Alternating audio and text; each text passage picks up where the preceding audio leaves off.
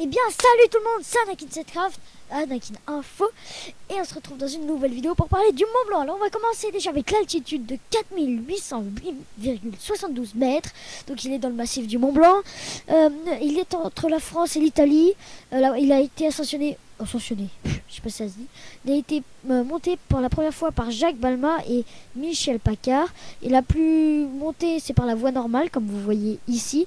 La difficulté est de PD3, vous irez chercher si vous ne savez pas. Ensuite, on parle un peu de géologie. Il a un âge de 30 millions d'années. Et le rocher est du granit et du gneiss. Je sais pas si ça se dit comme ça. Et le type, c'est un pic pyramidal, comme vous voyez ici. Donc le Mont Blanc, en italien Monte Bianco, dans le massif du Mont Blanc, est le point culminant de la chaîne des Alpes, avec une altitude de 4809 mètres.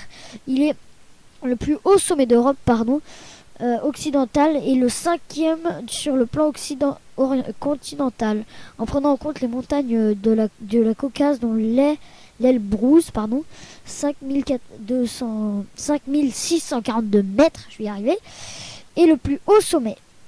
Il se situe à la frontière franco-italienne, entre le département de la Haute-Savoie en France et de la vallée d'Aoste en Italie. Cette frontière est l'objet d'un litige entre les deux pays. Donc le sommet, objet de fascination dans de nombreuses œuvres culturelles, a depuis plusieurs siècles représenté un objectif pour toutes sortes d'aventuriers depuis sa première ascension en 1786.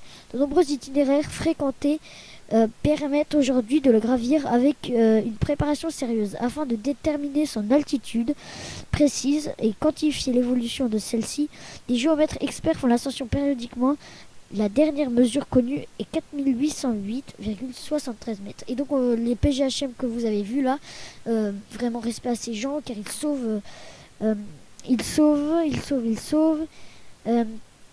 jusqu'à les 20 000 alpinistes qui montent, jusqu'à 500 alpinistes certains jours. Et 120 interventions ont été réalisées en 2006 par le peloton de PGHM, de 80% d'épuisement et de mauvaise préparation, malheureusement.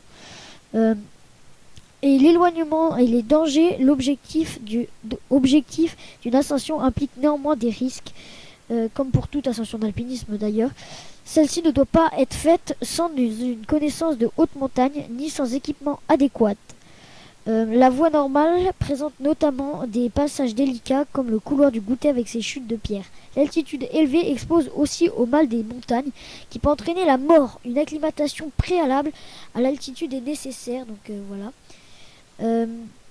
La forte fréquentation du Mont Blanc explique un grand nombre d'incidents comparés à d'autres sommets alpins. Chaque année, l'ascension du Mont Blanc fait ainsi de nombreuses victimes, 5 à 7 morts par an pour la voie normale. Et donc, un été meurtrier, il y a eu 18 morts dans une avalanche, malheureusement. Donc, respect à ceux-là et une grosse pensée pour eux. Donc, souvent, il y a des dangers parce qu'ils croient que c'est le sommet qu'on va gravir comme ça, parce que tout le monde le gravit, mais non. Et donc, n'hésitez pas à aller voir la chaîne de crapahuté.net, car c'est une chaîne que je vais faire avec lui, avec ma GoPro qu'on va entretenir. Elle est un peu vieille, mais maintenant, je vais la continuer avec ma GoPro. Donc voilà, c'était Anakin7Craft. À bientôt pour une nouvelle vidéo. Boum!